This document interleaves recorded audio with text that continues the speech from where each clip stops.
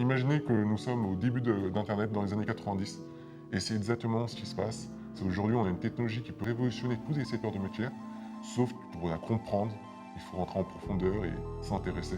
Il n'y a pas d'école qui forme les développeurs à faire ça. Donc c'est vraiment des gens comme moi qui vont regarder le code et qui vont par passion faire des améliorations.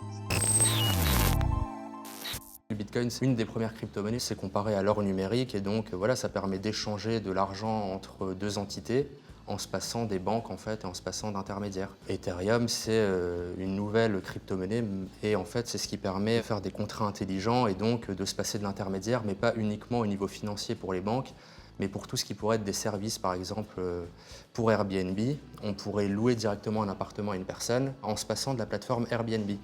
Tout serait traité entre les deux entités de façon automatique et sécurisée. Le projet, c'est Ethereum, la monnaie, c'est l'Ether. Et l'Ether, c'est ce qui va permettre en fait, aux acteurs de ce marché de se payer entre eux. Ils vont échanger des Ethers comme aujourd'hui on échange des euros pour acheter du pain. La part d'illégalité dans le Bitcoin, blanchissement d'argent, achat d'armes, de drogue, est similaire à la part d'illégalité dans les monnaies fiduciaires comme l'euro, le dollar. On a autant d'argent blanchi, etc. dans le dollar que dans le Bitcoin. Le Bitcoin déjà n'est pas anonyme, il faut bien comprendre ça. Donc il y a d'autres monnaies comme Monero qui ont remplacé le Bitcoin et qui permettent de faire ces échanges sur le Darknet. Le Bitcoin, ça a été lancé par des crypto-anarchistes, c'est comme ça qu'ils s'appelaient. Et c'était vraiment pour se passer des banques. Et de fil en aiguille, en fait, le Bitcoin est devenu un peu incontournable dans le monde de la finance. Et pour moi, ça se transforme quand même petit à petit en une philosophie capitaliste où on investit, on essaye de gagner d'argent en faisant des plus-values, etc. Moi, je pense que c'est le côté libéral le plus pur qui s'associe à un côté libertaire également le plus pur. Ce qui fait que si on assemble les deux mondes et on a un libéralisme économique qui permet d'accomplir de très très grandes choses. C'est un désastre écologique, il ne faut pas se le cacher. On assiste aux prémices de cette technologie du Bitcoin. Donc il y a d'autres technologies qui sont en train d'apparaître qui permettent justement de pallier à ce gros défaut écologique. Aujourd'hui, on estime que l'industrie du Bitcoin, si on la met dans un classement, ce serait aussi polluant qu'un pays. Mais d'ici 5 ans, on peut espérer que ça va diminuer de manière progressive grâce aux nouvelles technologies qui sont en train d'apparaître. On a entendu récemment en fait, parler de Nabila qui sur son compte Snapchat a fait pas mal de vidéos pour promouvoir un site sur lequel vous pouviez apprendre à faire du trading. Même si vous y connaissez rien, ça vous permet de gagner de l'argent sans investir beaucoup. Et en plus, c'est un site qui est sûr. Ce site a plagié pas mal des pages de mon site, cryptos.fr. Donc après, j'ai décidé d'en parler sur le forum. J'ai eu pas mal de conseils en fait sur comment les faire plier pour qu'ils enlèvent les pages incriminées. Et au final, grâce à l'aide donc des personnes sur le forum finance, on a réussi à les faire plier et ils ont enlevé le contenu qu'ils avaient plagié de mon site.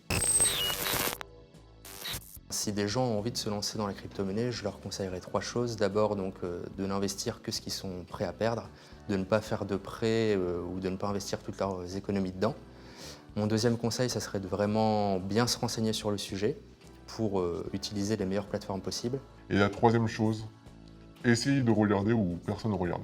Il y a plein de petits projets qui sont méconnus et qui ont des potentiels exponentiels énormes. À l'époque, il y avait le Bitcoin qui était sous les feux des projecteurs, mais pourtant il y avait l'Ethereum et Ripple et personne n'en parlait. En France, c'est possible, donc vous pouvez retirer votre argent, vous pouvez retirer vos plus-values. C'est vraiment, ça marche comme pour en acheter. Vous avez acheté des crypto-monnaies, après il vous suffit de les revendre et donc de transférer ça sur votre compte en banque. Il faut quand même savoir qu'il y a une imposition assez dure au niveau des crypto-monnaies qui peut aller jusqu'à quasiment 60% en fait, des plus-values.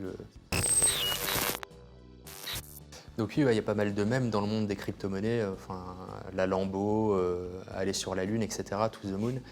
En fait, c'est des délires, voilà, si jamais j'investis dans les crypto-monnaies et je fais fortune, je m'achèterai une Lamborghini. Mais c'est vraiment des blagues, hein. Les investisseurs qui investissent, c'est pas du tout pour s'acheter une Lambo au final. J'ai eu l'occasion de rencontrer pas mal de ces nouveaux millionnaires justement et en fait ce qui est assez drôle c'est que c'est des personnes qui ont investi à l'époque pour la technologie Et donc même si elles ont fait fortune depuis, elles sont restées assez simples dans leur mode de vie et ça n'a pas vraiment changé les choses pour elles. En fait, j'ai pas besoin d'une vie extravagante ou n'importe quoi. Vivre simplement me plaît, juste pouvoir continuer à investir et vivre de ma passion me plaît énormément. Il n'y a pas besoin de beaucoup d'argent pour bien vivre.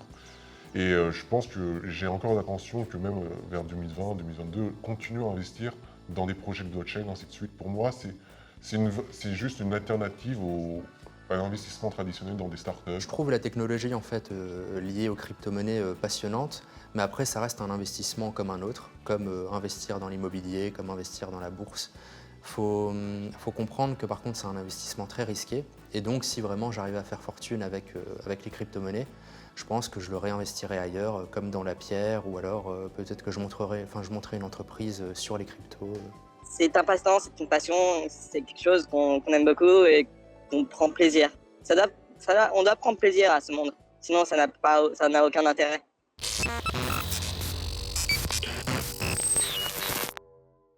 Pas de dernier mot à ajouter? Peut-être un petit issou quand Ouais, même. un petit issou.